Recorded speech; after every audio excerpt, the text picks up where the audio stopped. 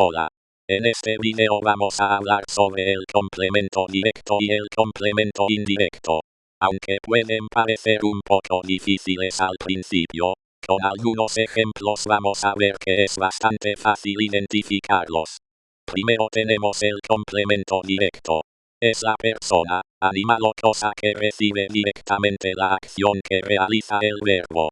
Para encontrarlo podemos preguntarnos qué o, en algunos casos, ¿a quién? Por ejemplo, Valentina compró una agenda. Primero buscamos el verbo, que es compró. Después preguntamos, ¿qué compró Valentina? La respuesta es una agenda. Entonces, una agenda es el complemento directo. Ahora vamos con el complemento indirecto. Este nos indica quién recibe el beneficio o quién es el destinatario de la acción. Para encontrarlo podemos preguntar a quién o para quién. Por ejemplo, Valentina entregó el trabajo a su profesora. Preguntamos, ¿qué entregó Valentina?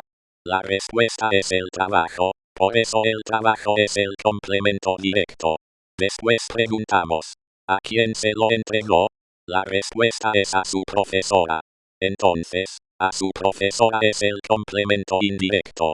Entonces, para diferenciarlos fácilmente podemos recordar esto. El complemento directo recibe directamente la acción del verbo, mientras que el complemento indirecto indica quién recibe el beneficio, el destinatario o para quien se realiza la acción.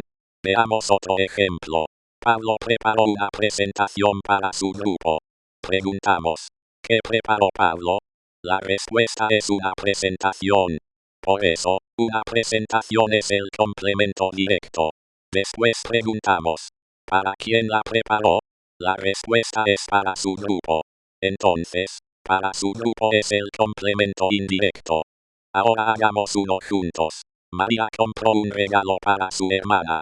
Preguntamos, ¿qué compró María? Un regalo. Ese es el complemento directo. Y después preguntamos, ¿para quién compró el regalo? Para su hermana. Ese es el complemento indirecto. En conclusión, para reconocerlos primero tenemos que buscar el verbo y después hacer las preguntas. Si preguntamos qué, normalmente encontraremos el complemento directo.